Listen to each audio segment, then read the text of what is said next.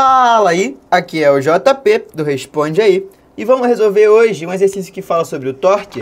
Vamos dar uma olhada.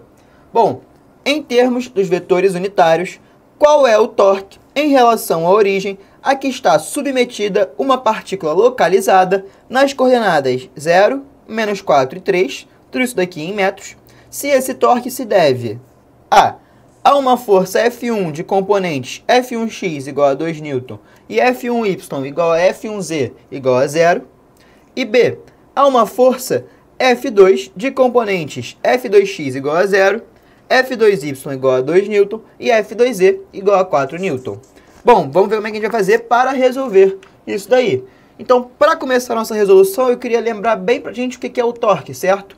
O torque a gente sabe que é um produto vetorial entre dois vetores, o vetor força e o vetor raio, tudo bem? E se a gente lembrar bem, tem uma curiosidade muito importante sobre o produto vetorial.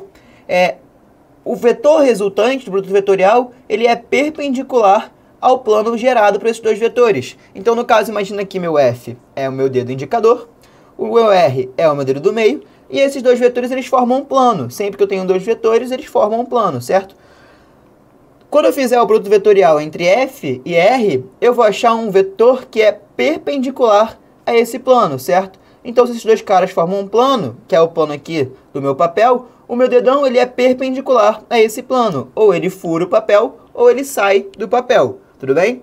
Bom, beleza. Então, no caso, se a gente soubesse o módulo do vetor F e o módulo do vetor raio, a gente poderia usar aquela forma que a gente está mais acostumado a usar, que é F vezes R vezes o seno de θ. Só que no caso aqui a gente não tem nem o seno entre eles, nem o ângulo entre esses dois caras, entre a força e o braço, mas a gente tem os vetores em si. Então nossas contas vão sair de um jeito um pouquinho diferente, tudo bem? Como é que a gente vai fazer isso daí?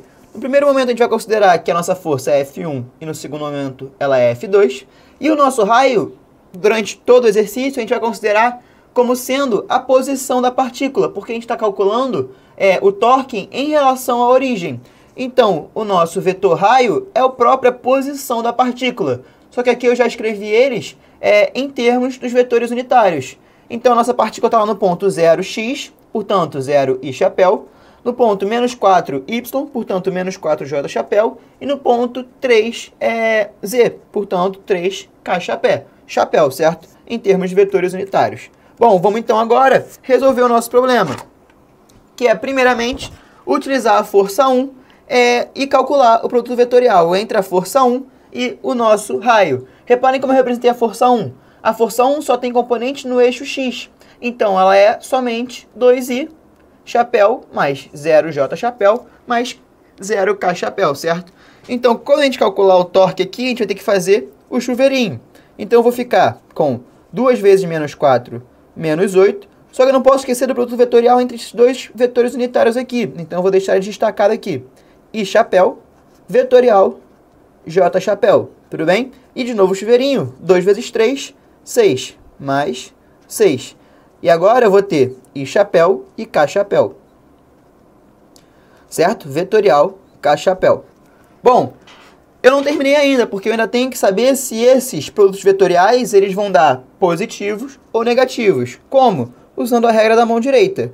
Então, vamos aproveitar o nosso plano cartesiano aqui para fazer essa regra da mão direita. Então, é o seguinte, I vetorial J, como é que vai ser? Bom, seria como se eu estivesse vindo aqui no meu eixo X, certo? Com a minha mão no meu eixo X. E aí, ó, o vetor J me puxa no sentido anti-horário, certo? E aí, quando eu rodar no sentido anti-horário, o meu dedão vai resultar para cima. Como eu rodei no sentido anti-horário e meu dedão resultou para cima, o meu dedão apontou na mesma direção que o K chapéu. Por isso, duas coisas.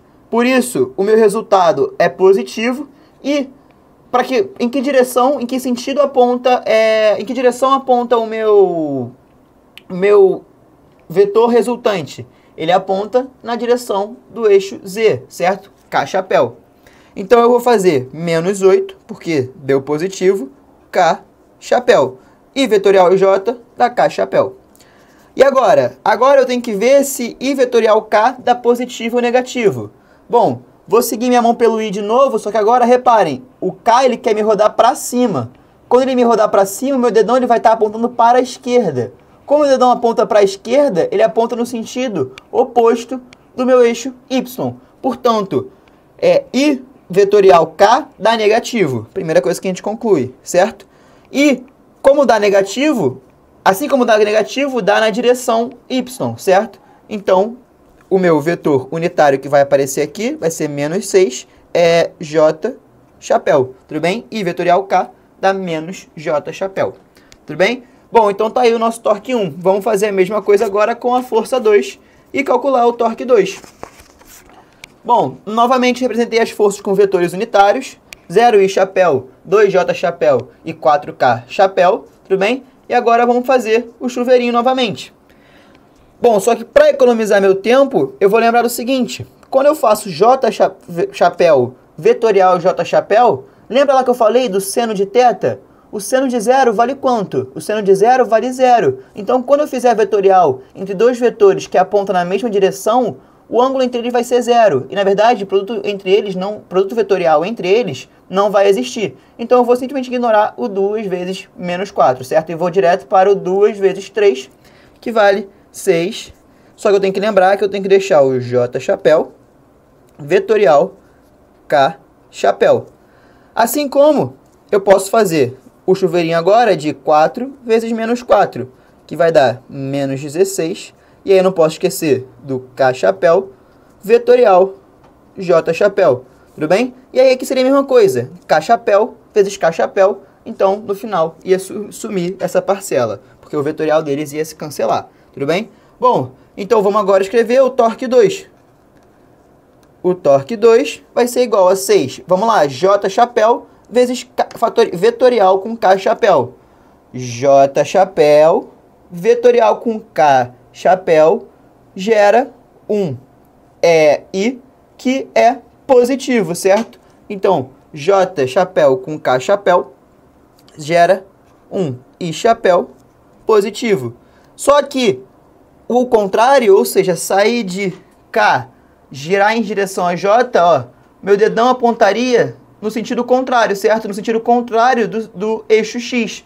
Então, quando eu fizer k chapéu vetorial j chapéu, vai gerar negativo. Só que negativo com negativo dá positivo. E, novamente, eu tenho um vetor na direção i chapéu. Somando esses dois, eu acho que meu torque 2, na verdade, vale 22 i chapéu.